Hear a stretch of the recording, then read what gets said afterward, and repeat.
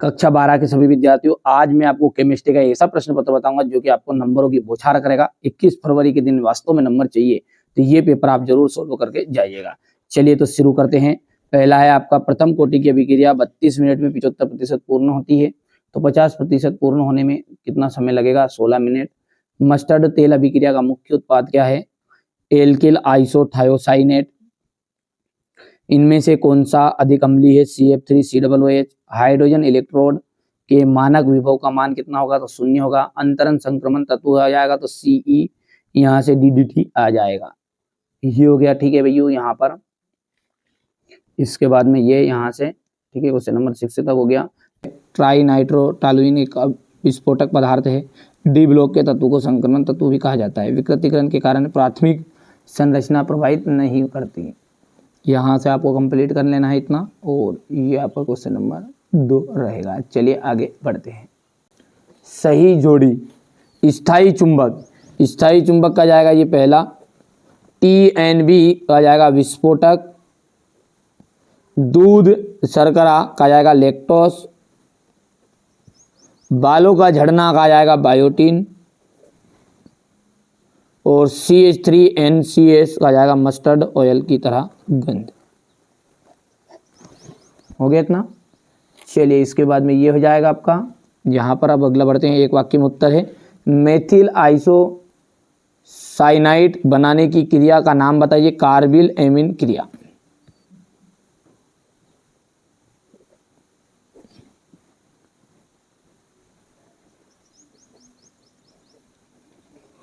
शून्य कोटि की अभिक्रिया के लिए दर स्थिरांक कितना होता है? मोल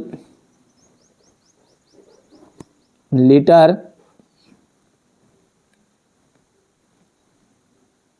अपॉन लीटर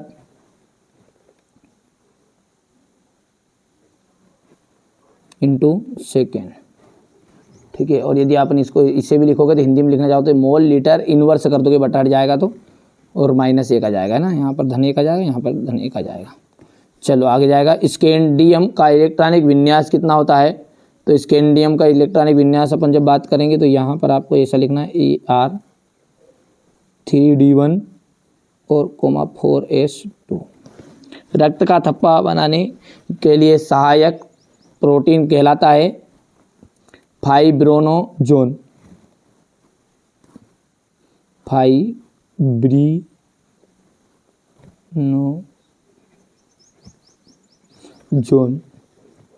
वाष्प दाब में आपेक्षिक अवनमन तथा विलय का द्रव्यमान में संबंध बताने वाला सूत्र, ठीक है, तो वो आ जाएगा P degree A minus PA upon P degree A equal आ जाएगा WB बटा MB into MA upon WA। हो गया इतना। ये हमारे इंग्लिश मीडियम वाले बच्चे पढ़ेंगे बढ़िया से, यहाँ से देख लेना आपको, ठीक है। बायोलॉजी में मैंने जो बताया था 100% उसी में से पूरा फंसा है, देख लेना आप तो 4 ही पेपर को, ठीक है। मैंने ये नहीं कहा कि मेरे भरोसे बैठो, लेकिन ये 4 पेपर कर लो, समय बचता है तो और अलग से भली पढ़ो। ग्रिग्नार्ड अभिकर्मक कार्बधात्विक यौगिक है, सत्य है। दूसरा सत्य रहेगा आपका, तीसरा जो है गलत रहेगा, और 5वां जो है वो असत्य रहने वाला है। हो गया इतना। यहाँ से अपन देख सकते हैं। इसके बाद में जाएगा राउल्ट का नियम क्या है? मोलल हिमांक अवनमन स्थिरांक और मोलल क्वथनांक उन्नयन स्थिरांक को समझाइएगा। हो गया इतना। इसके बाद में हो गया आपका ये तुल्यांक की चालकता किसे कहते हैं? आणविक चालकता किसे कहते हैं? ऊर्जा अवरोध क्या है? शून्य कोटि की उसे आप क्या समझते हैं? उदाहरण दीजिए। द्विक लवण तथा संकुल लवण को समझाइए। प्रत्येक का एक एक उदाहरण देना है। कार्बोधातु कार्बोनिलों में धातु के प्रकृति की व्याख्या करनी है आपको। IUPAC नाम का उपयोग और सूत्र आपको लिखना है। ये क्वेश्चन नंबर 10 हो गया आपका। जी हो गया, यहाँ से देख लीजिएगा आपको। क्वेश्चन नंबर 11 ध्यान से देखना है। एल्डोल संघनन को समझाइए। प्रोटीन क्या होते हैं, ठीक है। अल्फा प्रोटीन और दो अंतर बताने हैं आपको। ये आपको हो जाएगा मोललता और मोललता में अंतर बताना है, परिभाषा देनी है। धनात्मक विचलन वाले विलयन और ऋणात्मक विचलन वाले विलयन में अंतर बताइएगा। सिद्ध कीजिए कि शून्य कोटि की अभिक्रिया का अर्ध आयुकाल अभिकारक के प्रारंभिक सांद्रण के समानुपाती होता है। प्रथम कोटि की अभिक्रिया का विलेय वेग स्थिरांक का व्यंजक डी ब्लॉक और एफ ब्लॉक, ठीक है, में कोई 5 अंतर बताने हैं। संक्रमण तत्व किसे कहते हैं, इनका इलेक्ट्रॉनिक विन्यास लिखिए। आंतरिक संक्रमण तत्व क्या होते हैं, फिनोल से निम्न से कैसे प्राप्त करेंगे, ठीक है, फ्लूइडल क्रॉफ्ट अभिक्रिया और एनिसोल का नाइट्रीकरण का समीकरण आपको देना है। ये क्वेश्चन नंबर आपका 17 रहेगा, देख लीजिएगा। बीटा विलोपन अभिक्रिया किसे कहते हैं, इससे संबंधित सेट जेप नियम का उल्लेख कीजिए।